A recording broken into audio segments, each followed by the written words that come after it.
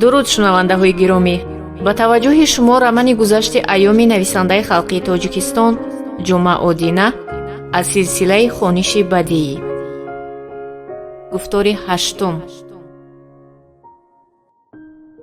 баъдҳо вақте ки калон шуду ақлаш даромад, вақте ки дар газетаи районашон кор мекард, аз ин кӯҳнавардии худ як тамсил сохт. арсаи зиндагӣ низ шабеҳи кӯҳистон аст. гумон мекунӣ ки агар ба қуллаи ин кӯҳ бароӣ, ҳадафи худро бо чашми худ хоҳӣ дид. аммо ҳамин ки ба қуллаи кӯҳ расидӣ, маълум мешавад ки дар паси он қуллаи баландтарест ва ҳадафи ту дар паси он ниҳон аст. ба ҳамин тариқ афтону хезон ва гаваккашону ханҷолкунон аз як қулла ба қуллаи дигар мебароӣ, аммо маълум мешавад ки ҳадафи ту ки аз аввал аз ту дур буд, ҳоло ҳам дур аст. ба ҳамин тариқ то охири умр. кӯҳнавардиаш дар ин ҷо ҳам кор наомад. муҳаррир гуфт ки тамсилаш аз ҳад зиёд пессимистона. аҳадҷон! аҳад низ ҷаста аз ҷой хест. онҳо боз бағалкаш вохӯрдӣ карданд. дар ин вақт касе писарҷонам, бузургхон гӯён худро ба сӯи онҳо андохт ва бузургхонро аз оғӯши аҳад канда гирифта сахт ба сандуқи синааш пахш кард. бузургхон ба рӯяш нигоҳ карда дид ки кали шодӣ. баъд аз болои китфи падарандараш ба саҳни чойхона назар афканд. дар он ҷо модарашу хоҳарчааш Қамарнисо меистоданд. кали шодӣ ӯро кашолакунон ба назди онҳо бурд. модараш ӯро сахт ба оғӯш кашида ва оби чашм кунон сару рӯяшро мебусид. аз худ андаке дур карда сару рӯй ва қадду қоматашро тамошо мекард ва боз сахт ба оғӯш кашида чашму абрувонашро мебусид. аз тани модараш бӯи хушу лазиз, бӯи ширу нони гарм ба машом мерасид. ин бӯй ҳанӯз аз айёми туфулият ба бузургхон шиносу дилписанд буд ва он на дар мусофирату ғурбат аз машому хаёлаш дур мешуд, на дар осоишу фароғат.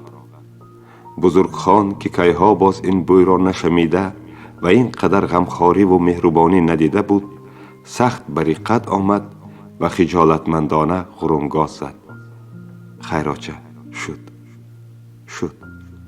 бас оча, хайр бас. баъд навбати хоҳарчааш расид. Қамарнисо дар як сония сару рӯи акаашро лесида партофт. ба чашмони бузургхон ашк дамид. барои боздоштани ашк дағалона гуфт: акнун як ҳафта сару рӯямро нашӯям ҳам мешавад. модараш ба ӯ бо табассуми маҳзунона менигарист. баъд хоҳарчааш аз як дасташ ва модараш аз дасти дигараш гирифтанд. онҳо хомӯшона ба роҳ даромаданд. модараш бо нӯги остинаш тез тез ашки чашмонашро пок мекард. Қамарнисо аз чашмони акааш чашм наканда роҳ мепаймуд, бинобар ин дусе бор пешпой хӯрд. бузургхон бо табассуми меҳрубонона ба хоҳарчааш назар афканд. ба пеши поят нигоҳ кун. гур кӯҳистон шавад. дар ҳар қадам санг. аз чашми акааш чашм канда ва ба роҳ чашм духта хиҷолатмандона ғурумгоз зад Қамарнисо ва баъд аз чанд сонияе пурсид: ако, мегӯянд ки кӯчаҳои шаҳр каф бар ин ҳамвор ва ҳамаашон мумфарш. ҳамин гап рост? бузургхон бо тараҳҳум ба хоҳарчааш назар афканд. бечора, ба 17 қадам монда бошад ҳам аз кошона берун набаромадааст. ҳатто чӣ будани роҳи асфалтпӯшро намедонад. гумон мекунад ки заргар ҳам шаҳр аст ва шаҳри хеле калон. бале, кӯчаҳои заргар ҳама кафи даст бар ин ҳамвор, гуфт бо дилсӯзӣ ба хоҳараш нигариста. лекин мардум дар чунин роҳ ҳам пешпой хӯрда меафтанд. бале, пешпой хӯрда меафтанд. масалан, акаат 4 сол пеш чунон сахт пешпой хӯрда афтод ки ҳоло ҳам ба худ омада наметавонад. дар ин вақт дар ҳақиқат ҳам бузургхон ба санги пешпой хӯрд. агар хоҳарчаашу модараш аз ду дасташ намедоштанд, афтиданаш муқаррар буд. бузургхон ба пеш нигоҳ карда дид ки қариб ба ҳавлияшон расидаанд. ҳавлияшон ҳамон ҳавлӣ буд. همان بام و دیوار و همان در و تیرزه. حتی رنگ دروازه اشان هم تغییر نیافته است. هر دو طبقه دروازه خانه باز بود. در دروازه خانه کلی شادی کارد کلانی چوپانی در دست راست می ایستاد. در پیش پایش گوسفند کلوک کردگی می خوابید. همین که به دروازه خانه رسیدند، کلی شادی با چابوکی گوسفند را سر زد و گفت: خوش آمدی پسرم، به قدمهایت امکت تصدق، مرحمت، به منزل باباییت. بزرگ خان از این سخنها چنان بریقت آمد که قریب بود هنگاز زنان گریه کرده خود را به گردن کلی شادی پرتاید، اما در وقتش به خاطر آورد که بزرگ خان ابن جمال خان است. بنابراین از این اقدام خودداری کرده دغلانه غرونگاز زد: رحمت امک، لیکن اینقدر تشویش و تردد چه لازم بود؟ مگر همین هم تشویش شد؟ گفت کلی شادی با تبسم. با وجود این در ضمیر دیل از این ناسپاسی پسراندرش خیلی خفه شد. اما بزرگ خان دیگر به پسش نگاه نکرده از دروازه خانه گذشته راست به سوی مهمان خانه اشان روان شد. مادرش و خواهرچه‌اش نیز در پهلویش نشستند. قمرنسا حالا هم دست یکش را از دستش سر نمی داد و با دست دیگرش آن را سیله می کرد. مادرش به شکرانه به منزل اجدادی خود برگشتن پسری گمراهش دست به دعا کشاد. بعد از آن که هر سه آمین گرفتند، او کچه هایش بچه های دوباره مادرش و کلی شادی دویده آمدند. آنها هم با ندای اکجانم آمدند، خود را به آغوش بزرگ خان زدند و در یک آن سر و رویش را لیسیده در مقابلش چارزانو زدند. بزرگ خان با دقت اوکه های اوگهش را از نظر گذراند. 2 پسر بچه و 1 دخترچه. یک پسر بچه تخمیناً 10-11 ساله و دیگرش 7-8 ساله. دخترچه تخمیناً 8-9 ساله. پسر بچه ها قاقینه، سرخ پوست، میش چشم و قریب بیمیشه. میشگانشان زردچه و خیلی تارتار، بنابراین قریب به چشم نمی نمودند. نسخه تپ تیاری کلی شادی. دخترچه خودی خواهرچه‌اش قمرنسا برین، سفید پوست، سیاه موی، حلقه چشم و میشگان دراز. او کچه هایش بچه های خیلی مؤدب بودند. با قیافه جدی و دم نبرآورده راست به چشمان بزرگ خان نگاه کرده می نشستند. اما دخترک خیلی بیقرار می نمود. گاه به قمرنسا می نگریست و گاه به مادرش. گاه قمرنسا را تیله می داد و گاه اوکه‌اش را. در برابر این تبسم هیچ از لبان و چشمانش دور نمی شد. نامت چی؟ پرسید تبسم کنان بزرگ خان. دخترچه خجالت کشیده سر به پایان افکند. شلافت، گفت بعد از ثانیه و پیخ پیخ کنان خندید و دویده از خانه برآمد. وای حالا به شما عادت نکرده است، گفت به اکه‌اش قمرنسا برای رفع کردن کدورت این بیادبی خواهرچه‌اش. بزرگ خان از دری کشاده بر روی حولی نظر افکند. شرافت دویده به نزد پدرش رفت. کلی شادی گوسفند را از یک پایش به یک شاخ شهتوت بسته چابکانه پوست میکند. در این وقت در نزد دروازه خانه بابایش و تقایش پیدا شدند. کلی شادی با آنها واخوری کرده با سرش به سوی مهمان خانه اشاره نمود. بابای و تقایش به سوی مهمان خانه روان شدند. از پس آنها دیگر خویشاوندان و همسایه ها قطار شدند. باز آغوش کشی، بوسابوسی، واخوردی و گله گذاری. او با یادی وطن هم میکرده ده؟ نخواد حالا هم مسافرت به دلتان نزده باشد. همین که مردهای بیگانه پیدا شدند، مادر و خواهرچه‌اش نوگ نوگی پای برآمده رفتند. از همه آخر احد و صمد آمدند. صمد از پهلوی بزرگ خان نشست. رحمتی پدرت صدای رباب را خیلی دوست می داشتند، گفت او ربابش را به پیشش به بالای دسترخوان گذاشته. رحمتی می گفتند که هر کس هفته 1 بار نغمه رباب را نشنود روحش زنگ می بندد. بزرگ خان با علامت تصدیق سر جنباند. صمد رباب را گرفته آهسته آهسته به تارهایش ناخن زده جور کرد و آهنگ دلخروش را نواختن گرفت. خواهرچه‌اش در یک کارسان بادرینگ و در یک کارسان پمیدار آورده به بالای دسترخوان ماند. احد هر دو کارسان را به بالای دسترخوان خالی کرد و بعد از میانش کارد چوپانیش را برآورده با درنگ و پمیدار را ریزه کردن گرفت. کلی شادی دو طبق کلان گوشت بریان آورده به بالای دسترخوان ماند. مادرش چند شیشه عرق آورده به بالای دسترخوان پرتافت. صمد شیشه های عرق را دیده رباب را به پهلویش گذاشت. کلی شادی عرق را به پیاله ها ریخته یک تاش را با تبسم به پدر عروسش دراز کرد. شکری خارکش با ندای خوشی خوشی خود را به قفا کشید. بعد باز با همان تبسم به دادر عروسش دراز کرد. دادر عروسش با علامت رد سر جنباند. بعد هر دو پدر و پسر از جای خسته به سوی در روان شدند.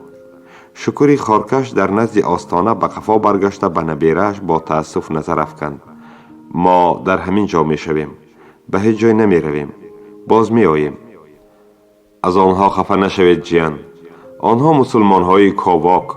این اقدام شکری خارکش و پسرش را شرح داد صمد. می دانم، گفت بزرگخان با تبسم، چون که عادت عجیبی را که در زرگر و دیگر دهات ریان در سالهای آخر با تدریج رسم می شد به خاطر آورد. عادتاً در زرگر و دهات گرد و اطراف آن تیرماهان هنگام به آخر رسیدن کارهای دهقانی و هنوز خشک بودن تگی پای توی می کردند و با توی خرد و کلان را خبر کرده همه را در سر یک دسترخوان می شناندند و قطع نظر از مرتبه و آبروی یک خل آب و نان می دادند. این یک نوع دموکراتیا و به قول مردم محلی یک نوع نمایش یک رنگی و همسنگی بود و آنها از این بسا افتخار داشتند، چون که این عادت در شهرهای کلان تاجیک نشین معمول نبود. در این شهرها هر یک تویخور را موافق مرتبه و آبروی و تحفه و پیشکش با همرنگ و همسنگش می شناندند. ضیافت هم همین خیل.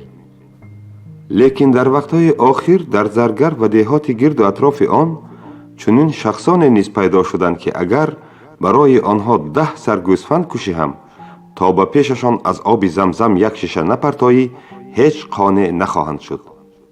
در مقابل این باز یک گروه مسلمان های کاواک نیز بودند که با چنین اشخاص نه تنها در سر یک دسترخوان بلکه در یک خانه هم نشستن نمیخواستند. میگویند که مشکل نیست که آسان نشود. صاحبان توی هم علاج این کار را یافتند. اکنون آنهایی را که بی آب زمزم توی را توی حساب نمی کردند علاهیده می شناندند. به همین طریق یک رنگی و همسنگی در هنگام توی خوری بر هم خورد. تا که طرفداران آب زمزم و مقابلان آن راه خود را گم نکنند، اکنون در پیش دروازه یک کس را متصدی کرده می ماندند. از بس که مسلمان های کاواک حتی نام حقیقی آب زمزم را شنیدن نمی خواستند، بنابراین صاحبان توی حق نداشتند که این را حتی به زبان گیرند. علاج این هم یافت شد. از بس که در اولها اکثریت طرفداران آب زمزم از زیاییان بودند، بنابراین صاحب توی به لباس مهمان یک نظر می افکند و می پرسید: اکا شما به نزد معلم ها یا؟ اگر مهمان طرفدار آب زمزم باشد، بله به نزد معلم ها می گفت، و اگر مقابل آب زمزم باشد رویش را ترش کرده نه استغفر الله. کلی شادی چیزی گفت، مضمون قدح. از بس که بزرگخان به فکر خود بند بود، چی گفتنی پدراندرش را نشنید. همه پیاله هایشان را به پیاله کلی شادی و او جنگ انداخته به سر کشیدند. بزرگخان خانه را از نظر گذراند. همه کلخاسچی. به لبانش تبسم دمید. بله، مضمون ملت ما هم به تمدن خواهد رسید. با تمسخر از دل گذراند بزرگخان. اگر کار همین خیل دوام کردن گیرد، باز دموکراسی اجدادی برقرار خواهد شد و باز در تویها همه در سر یک دسترخوان نشسته یک رنگ و همسنگ شده وادکه خواهند زد. پیاله ها یک چند بار پر و خالی شدند. کلی شادی طبقهای گزک را نو کرد. مادرش 3 طبق لنگری آش آورد. بعد طبقهای خالی را برد و به 2 چاینک شکم کلان قرمزی چای کبود دم کرد. از بس که اهل دوره سرخوش بودند، مهمان را فراموش کرده درباره کاروبار خود صحبت می کردند. اکثر اهالی کاشانه چاروادار بود، بنابراین صحبت در اطراف علف دروی چرخ می زد. فلانی فلان شیبه را ناحق زیر کرده گرفت، فلانی فلان بند علف کلخاز را دزدید و غیره و غیره و غیره ها. بی فراست ها، گفت صمد رباب را به دست گرفته. فکر نمی کنند که دیگرها مال دارند یا نه، دیگرها به علف دروی رغبت دارند یا نه. گاوی تپ تیار، به خدا که گاو. صمد این سخنان را با آواز خیلی بلند گفت، اما از اهل دوره کسی حرف او را نشنید یا شنیده باشند هم خود را به کری زدند. صمد چون نشانه اعتراض به تارهای رباب سخت ناخن زده جور کردن گرفت. اکنون یک تا میگیرید، گفت بزرگ خان. نمی شود، گفت با آواز خیریش صمد و به گلویش یک حپاق زده ماند. یک مشق کرده می دهم. میگویند که به شما سرمه دادند. در کجا؟ کی؟ به فکرم در خانه پسری با بالوچک. در خانه قاسم بابایویچ؟ بله. برای چی؟ مردم میگویند که مرا به زنش رشک میکرده است. کاش که زنش یک شکل و شمایل داشته باشد. کاش که من برویش نگاه کرده باشم. شما انیق میدانید که سرمه دادند. کی میداند؟ شاید به یگان چیز سرمه قطع کرده داده باشند. شاید تأثیر این سبیل مانده باشد. صمد با سرش به سوی شیشه نیمه عرق اشاره کرد. من در آن وقتها این سبیل مانده را خیلی دوست می داشتم. حالا چی؟ لقمه پرتاف بزرگ خان. حالا هم باشد نه نمیگویم، گفت با تبسم و دست دراز کرده شیشه را گرفت و به پیاله خودش و بزرگ خان عرق ریخت. خوش رفتیم. پیالهش را به پیاله بزرگ خان جنگ انداخته و به شریکش نگاه نکرده به سر کشید و رباب را به دست گرفته و چشمانش را نیمراخ کرده به نواختن آهنگ ناله رباب شروع نمود. مقام را به آخر رساند و رباب را به بالای زانوی بزرگ خان گذاشته غرنگاز زد. خر چه داند مزه قند و نبات، کهدانی که باشد و کنج رباط. بزرگ خان به تارها یک دو ناخن زد و به آهنگ مناجات شروع نمود. بعد از گرفتن پرده یکم با آواز شیردار خود به آهنگ رباب جور شد. اکنون همه سر تا پای گوش شده بودند. کسی دم نمی زد. فقط گاه گاه از گلوی صمد صدای فیق می آمد. خدایا این چی گپ؟ نخواد جورهش جمال خان زنده شده از گور برآمده باشد. بزرگ خان هنوز سرودش را به آخر نرسانده بود که صمد با آواز خیری خود خطاب نمود. خدایا همان چشم، همان ابرو، همان ضربه و همان آواز. و ناگاه خود را برگردن بزرگ خان پرتافته با آوازی باریک خیری خود نوحه کشیدن گرفت. وا جمال خانم بلم، وا برادر جانم بلم، وا ایشانی غزل خانم بلم. معلوم شد که صمد مست لایقل شده است. احد و یک جوان دیگر صمد را به زور از گردن بزرگ خان کنده گرفته کشاله کنان به خانه اش بردند. این کیف همه را پراند. بزرگ خان رباب را به یک سوی گذاشت. دلش گنده شد. باز پدرش به خاطرش آمد. مهمان ها یک یک و دو از جای خستن گرفتند. در آخر خانه از بیگانگان خالی شد. بعد از دقیقه بابا و تقایش و خواهرچه و دادرچه هایش به خانه وارد شدند. مادرش یک چایnik چای تازه دم کرده آورد. خیریت که خودمان تنها ماندیم، گفت کلی شادی چای را گردانده. اکنون اندکی صحبت کنیم هم می شود. بله اکنون کمتر چقچق کنیم هم می شود. گپی دامادش را تقویت داد شکری خارکش و به نبیرش روی آورده علاوه نمود. نقص کردی که آمدی پسرم. نباشد خودم به نزدت می رفتم. من و عمکت به تو یک گپی ضرور داریم. به من؟ بزرگ خان سخت حیران شد. کلی شادی و شکری خارکش به او به پسر جمال خان چی گپ داشته باشند؟ در بین آنها چی عمومیتی هست؟ شکری خارکش این تحیر نبیره اش را دیده شرح داد. گپ در اینجا بچیم، گفت پیاله چای را از دست دخترش گرفته. وقتی که تو بیعقلی کرده جا و منزلی بابایت را پرتافته رفتی، از پدر رحمتیت دو سه بز و بزغال مانده بود. امکت اینقدر سال با آنها نگاه و بین کرد. حالا خدا را شکر خیلی شدند.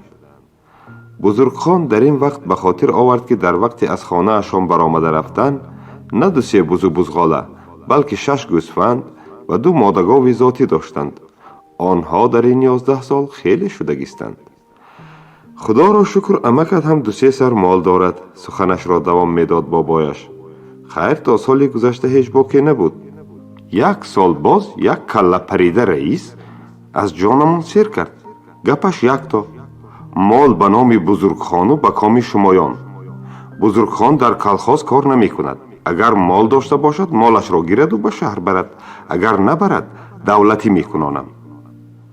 بزرگ خان مغز گپ را فهمید. آره در این 11 سال مال میراثی او خیلی شده است. کلی شادی هم چروادار است. مردم میگویند که قریب 50 سر مالی میده دارد. آره همه این را با یم و خاشاک تامین کردن دشوار. بغیر از این موافق استوی خواجگی قشلاق هر یک کلخازچی تنها به 20 سر مالی میده داشتن حق دارد. رئیس کهنه خش بچه پدراندرش بود. بنابراین حرفی نمی گفت. رئیس نو یکی از بدخواهان رئیس کهنه است. انا بنابراین سخت به کلی شادی چسبیده گرفته است. الحق علم عیسی را از موسی گرفتن می خواهد. خوش مال میراثی ما چقدر شده است؟ پرسید بزرگ خان از بابایش. شکری خارکش به دامادش نظر افکند. کلی شادی از دسترخوان چشم نکنده گفت اگر حق امساله چوپانها را براریم از مال میده 24 سر. خوش که باشد 2 گاو با گوساله‌اش. اوهو من خیلی بای بودم کو از دل گذراند بزرگ خان. اینقدر وقت بیهوده در کوچه های زرگر گرسنه و تشنه آواره و سرسان میگشتم ده. خوش من این مالها را چیکار میکنم؟ پرسید با تبسم از بابایش. یا یگان عصا را گرفته چوپانی کنم؟ چوپانی کردنی شما شرط نیست، جواب داد به جای پدر عروسش کلی شادی. 2 علاج است. یا به کاشانه کوچیده آمده به یگان جا به کار میدرآید یا به بازار برده میفروشید. کاشانه کوچیده بیایید. خدا را شکر خط و سواد دارید. کار باشد بسیار. اگر خواهید به اداره کلخاز یا جماعت در آمده کار میکنید. اگر این معقول نشود معلم میشوید. در اینجا باز گپی دیگر هم هست. باز به گپ همراه شد شکری خارکش. سینی امکت هم بچیم به یک جای رسیده است. به این کس به 2 حولی نگاه و بین کردن دشوار. آخر بغیر از این حولی باز حولی خودشان هم هست. همین قدر سال به حولی و جای بابایت نگاه و بین کردن بس. اکنون بیا و به حولی و جای باباییت صاحب شو. مسافرت و غربت تا کی؟ بزرگ خان به فکر فرو رفت. آیا وی در دهه در کاشانه زندگی کرده می تواند؟ نه نمی تواند. بهترین ایام عمر او نورسی و جوانیش در زرگر گذشت. بنابراین به این شهرچه مهری مخصوصی دارد. علاوه به این دوستان و رفیقانش و یار و آشناهایش هم در آنجا. آره در کاشانه رفیقان ایام بچگی و شریک درسانش هستند. اما همه آنها کیها از خاطر او فراموش شدند. بغیر از این در بین آنها و وی چه عمومیتی هست؟ همه آنها به غم کاه و علف و بز و بزغالبند. آیا او زندگی خود را تنها با این 2 مسئله محدود کرده می تواند؟ نه هرگز. سینت هم بچه جانک هم به یک جای رسید. گفت مادرش سری او را سیله کرده. بیا سرت را 2 تا کنانیم. من یک دختر را تگی چشم کرده ماندگی. قدش نهال سفیدار برین. هر کاکلش خراج یک مملکت. صاحب زن و بچه می شوی. بچه هایت را خودم پشتاره کرده کلان می کنم. در این وقت در پیش نظر بزرگ خان زرگر کلبه حقیرانش، کاسه و طبقهای ناشسته، آشخانه های افلاس و خوراک های کمروغن و بیمزه آنها جلوگر شد. بعد او خود را در ایوان خانه پدریش دید. او در ایوان کفش سری پایی در پای و چپان به کتف راست ایستاده است. اکنون صبح صادق می دمد. در مابین حولی جوانزن پشت بر او گاو می دوشد. جوانزن گاه گاه سرش را تاب داده با قره چشم سیاه براق به او نظر می افکند و بعد راست شده با تبسم میپرسد: شیر می نوشید؟ نوکک دوشیدم، حالا گرم کک. بزرگ خان هنوز نشعه خانداری را تا به آخر به خود تصور نکرده بود که از خانه شفت صدای گریه کودک بلند شد. مادرش از جایش جسته خیست. در دل بزرگ خان نسبت به مادرش یک حس قراحت انگیزی پیدا شد. سینش از 40 گذشته باشد هم هر سال از کلی شادی یکتایی میزاید و باز بچه مرا پشتاره کرده کلان میکرده است. اول بچه های خودت را کلان کن. نه، برای او در کاشانه در قریبی مادرش و بچه های او و کلی شادی زندگی کردن حرام. بله، از سرش طلا ریزند هم باید در اینجا زندگی نخواهد کرد. بنابراین به بابایش نگریسته با قطعیت گفت: به من هیچ چیز لازم نیست، فقط 2-3 گوسفند را فروخته پولش را دهید بس. خواهرچم قمر دختری قدرت شده است، ماندگیش را به جهاز او خرج کنید. مادرش بچهش را آرام کننده برگشت. بعد تا قریبی صبح 4 کسه خوب پند و اندرز خواندند. پند و اندرز همه‌شان یک معنی داشت: پسر قابیل باید منزل اجدادی خود را آباد کند و شمع خانواده‌اش را فروزان دارد. از بس که بزرگ خان پسر قابیل است، باید به کاشانه برگشته به جای و منزل بابایی خود صاحب شود. بزرگ خان با قطعیت این درخواست آنها را رد کرد. آنگاه بابایش تکلیف دیگری پیشنهاد نمود. وی بعد از 1 هفته به سمرقند مال بردنی. میگویند که مال در آنجا قیمت. انا امکش و تقاییش به میانه در آمده به مال بزرگ خان نرخ مانند. وی یعنی بابایش پول بزرگ خان را نقد میدهد و بعد مالها را به سمرقند برده میفروشد، خواه فایده کند و خواه ضرر از آن خودش. بزرگ خان راضی شد. کلی شادی و تقاییش به مالش 25,000 سوم نرخ ماندند. بزرگ خان نغز میدانست که این از نرخ بازار خیلی کم است، اما حرفی نگفت. به همین قدرش هم راضی، چون که مفت به دست می آمد. به عوض این پول در زرگر 1 حولی کاری کلان خریدن و سر و لباس را نو کردن ممکن بود. با همین در آن شب صحبتشان به آخر رسید. بابای و تقاییش به خانه اشان رفتند. آنها وعده دادند که فردا صباح آمده همراه بزرگ خان ناشتا خواهند کرد. مادرش برای کلی شادی و بزرگ خان در مهمان خانه جای پرتافت و خودش به خانه دیگر به نزد بچه هایش رفت. آفتاب به قیام می رسید. هوا خیلی گرم بود. حتی در سایه به 42-43 درجه می رسید. گاه گاه از پشته شورخاک گرمسیل می وزید. دمی گرمسیل چون دمی تنور تفسان بود. در کوچه های زرگر جاندار نمی نمود. حتی گنجشکان هم در بین شاخ و برگ انبوه درختان پنهان شده چریقاس نزده خب می نشستند. اما بزرگ خان به همه این ذره پروا نداشت. به نظرش هوا معتدل و گرمسیل شورخاک چون نسیم فارمک می رسید. تگمه های پیشتنه کرتهش را کشاده و صندوق سینه اش را به پیش دمانده سرود تو یاری منی من یاری تو هم را که نو رسم می شد زمزمه کرده بردم بردم قدم می نهاد. به نظرش زندگی خیلی شیرین و رنگین می نمود. گاه گاه به کیسه پشت شیمش که در آنجا دفترچه کسه امانتی و 3,000 سوم نقد می خوابید دست رسانده ممنونانه تبسم می کرد. کی گفت که زندگی یک رنگ و دلگیر کننده است؟ کی گفت که در زندگی غم و اندوه و تشویش و تردد از شادی و فرح بیشتر است؟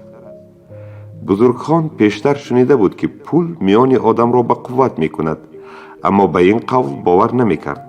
حالا به محقق و مسلم بودن آن باوری کامل داشت. در این وقت به خاطر آورد که دکتر دندان حسن کرد خانه‌اش را فروخته به زادگاهش آذربایجان برگشته نیست. چرا حولی او را سودا نکند؟ بزرگ خان صاحب خانه را جیغ زده بر روی حولی برآورد. آنها قریب 1 ساعت سودا کردند. حسن کرد از 25,000 1 تن کم کردنی نبود و بزرگ خان از 20,000 1 تن هم زیاد. در آخر حسن کرد سخت به خشم آمده خطاب نمود. ای جان من، تو چی میخواهی؟ میخواهی که به تو مجانی بدهم؟ آخی کلی ای امارت ای آجور ای آجور، میفهمی ای آجور؟ و سخنی از این قویتر پیدا کرده نتوانسته به زیر پایش توف کرد و باز به خانهش در آمده رفت. بزرگخان از این خشم صاحب خانه ذره خفه نشد، برعکس خیلی خرسند بود که حسن کرد زود راضی نشد، چون که حالا از نشعه پول سیر نشده بود و زود از آن جدا شدن نمیخواست. از حولی حسن کرد برآمده به آن سوی کوچه گذشت و از دکانچه شربت فروشی 2 کرشک پیو نوشید و باز سرودی تو یاری منی من یاری تو هم را زمزمه کنان به سوی رستوران روان شد. وی بسیار میخواست که یک حاتمی کند، یگان شناسش را یافته به رستوران دعوت نماید، اما متاسفانه یگان شناس به چشم نمی نمود. ناگه از دور چشمش به میرگن افتاد. بزرگخان حیران شد. میرگن سر به پیش افکنده و به فکر و اندیشه فرو رفته یک تا قدم می ماند. بزرگخان از آن روزی که میرگن را می شناخت این خیل راه گشتنی او را ندیده بود. میرگن دائما چون سربازی ورزیده و نغز مشق دیده صندوق سینه را به پیش دمانده و سرش را بالا افراخته منظم و استوار قدم می نهاد. به قول مردم محلی از قدمانیش پشت زمین به لرزه می آمد. بنابراین بزرگخان با تعجب از دل گذراند.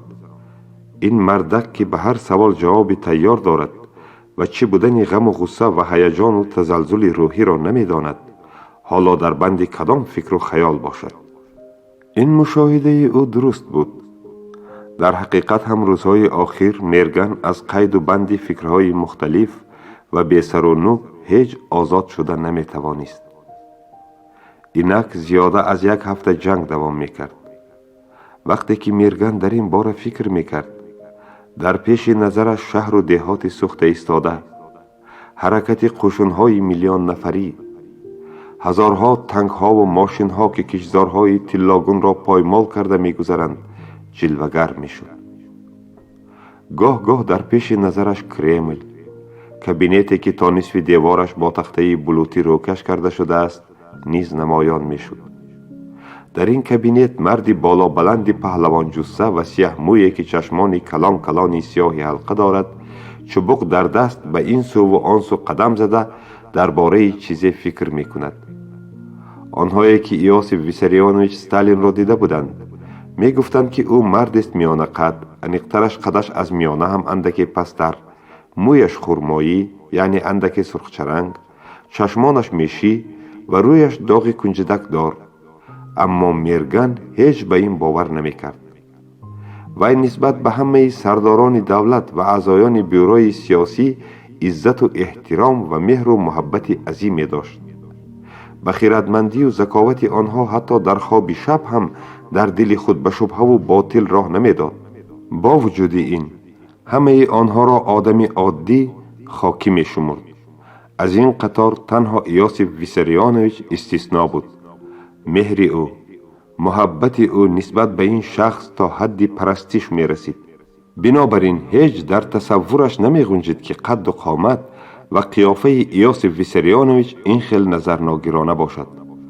میرگن به آدمانی که قد و قامت و قیافه ایوسیف ویساریونویچ را این خیل خاکسارانه تصویر می کردند با نظری شبهه می نگریست.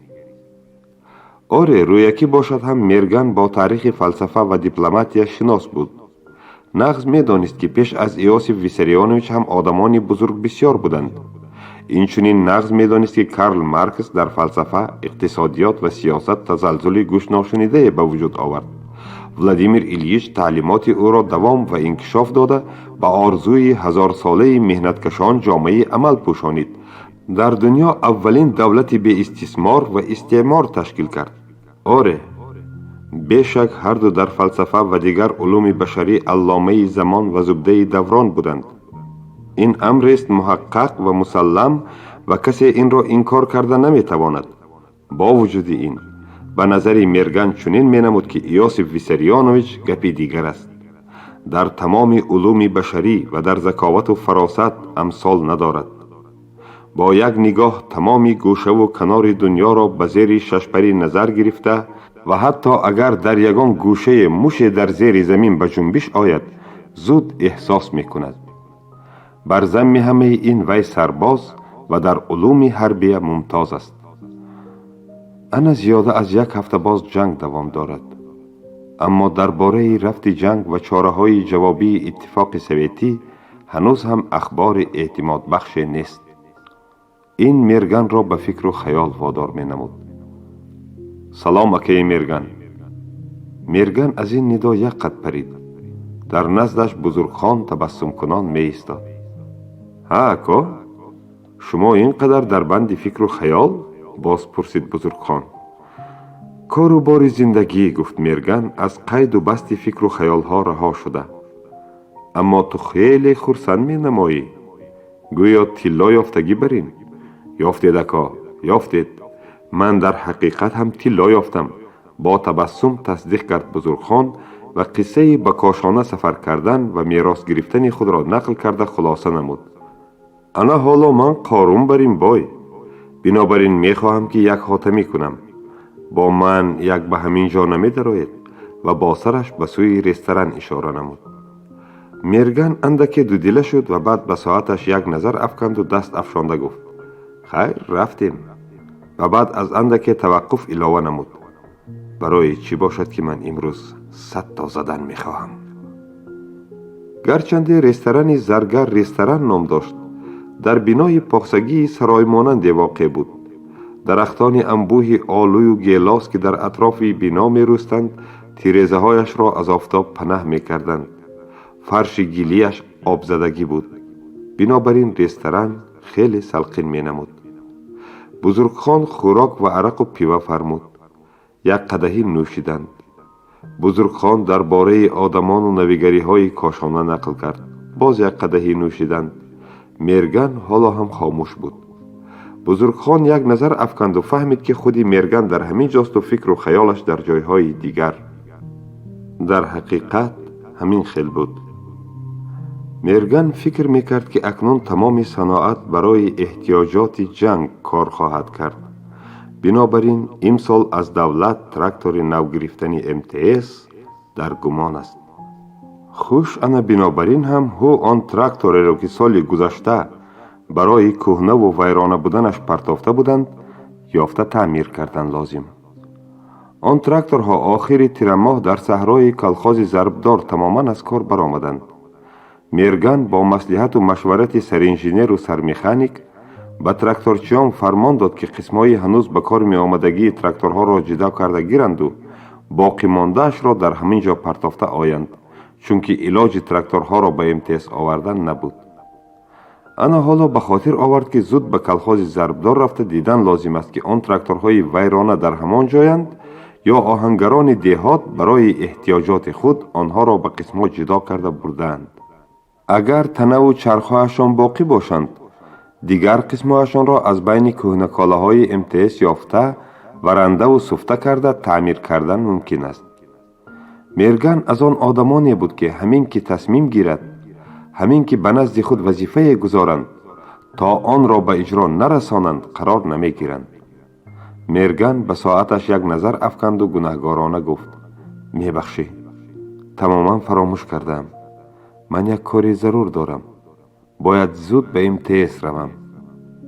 بزرگخان نغز می دانست که میرگن را از عزمش برگرداندن خیلی دشوار است و حتی می توان گفت که امری محال است.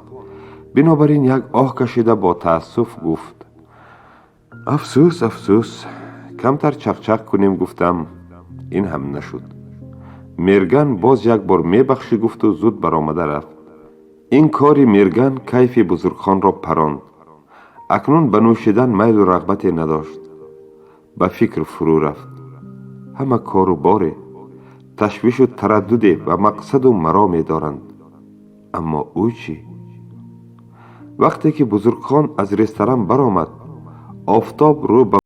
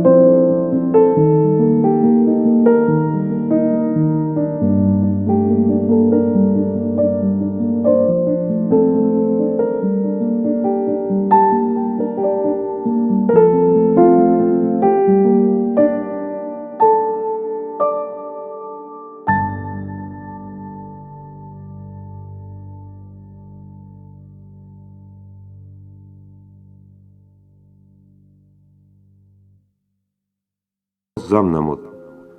ба ивази ёрият ман туро бо як ҷавонзан шинос мекунам. ба фикрам вай ба ту ҷуфти муносиб шуда метавонад. чунон зебо, чунон озодаву хушлибос ки бо як дидан мо ту маҳбуб мешавӣ. вай кист? ман ӯро мешиносам, мароғ зоҳир кард бузургхон. ана ба хона расем, баъд мебинӣ. ва баъд аз андаке таваққуф қиёфаашро ҷиддӣ карда зам намуд. ҳушёр бош, бемазагӣ накун. вай аз занҳои ту мегуфтагӣ не. қасам ба риши муҳаммад, хари исо ва асои мусо ки бемазагӣ намекунам, қавл дод бузургхон. дар ин вақт ба дарвозахонае расиданд ва аз он гузашта ба ҳавличаи хурду озодае ворид шуданд.